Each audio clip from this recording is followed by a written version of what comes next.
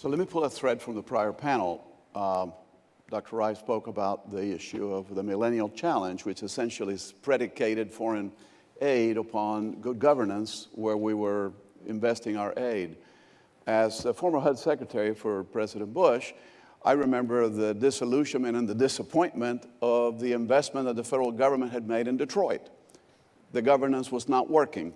We dealt with tremendously poor governance, and therefore the federal investment was not bearing fruit. Fast forward some years, and now there's a Detroit example that's quite different. Good governance. Elected a terrific mayor who was willing and prepared to work with a very competent and good governor of different parties, one another, but both working together to bring Detroit back. So what did that do? That invited the private sector. The largest bank in the Detroit area, and historically, is Chase, part of JPMorgan Chase. And so our firm, under the leadership of Jamie Dimon and with a lot of good thinking, decided that we were going to make an investment in Detroit. So the investment, because there was good governance and they were making progress to lay the groundwork for success, was of $150 million. Now, that's a substantial amount of money for the private sector, but it was in partnership with local players.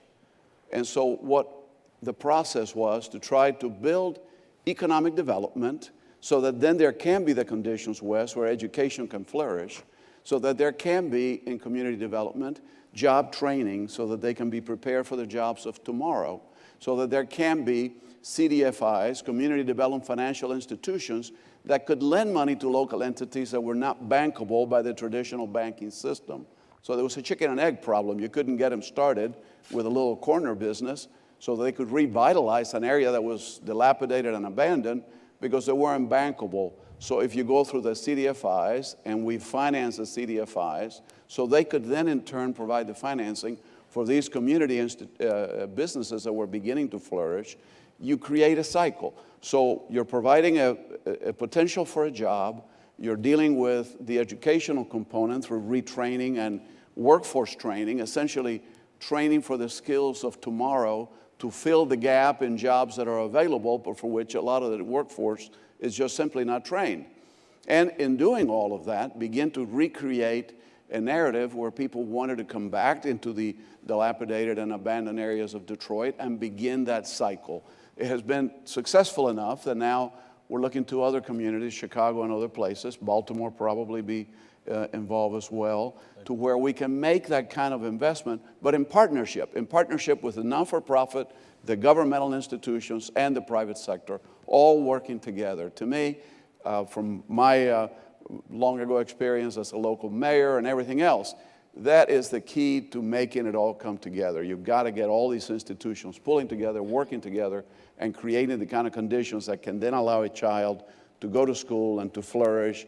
By the way, needless to say, and a given in all of this, is safety. Without public safety, without lights on the corner, and without a sense of security, none of the other can work. And Secretary Martinez brings up also a really important point about the role that partnership plays in it, and that the role that foundations and organizations can also play in this. Because, I think about the role of Robin Hood just as one example, and I see one of our board members, Alex and Bob, here as well, where Robin, the budget for the Department of Education in New York City alone is $25 billion, okay, for the New York City Department of Education alone. Let's say Robin Hood were to put $50 million into education. That's a real number, right? And it's 0.2% in comparison to what the Department of Education budget is.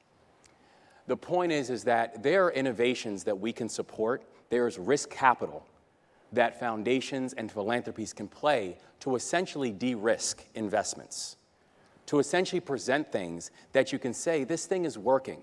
We've tried it out, we funded it, we supported it, it is working, and now it's something that's ready to present to the people who can ultimately take things to scale, which is the government, which are city leaders, state leaders, federal leaders.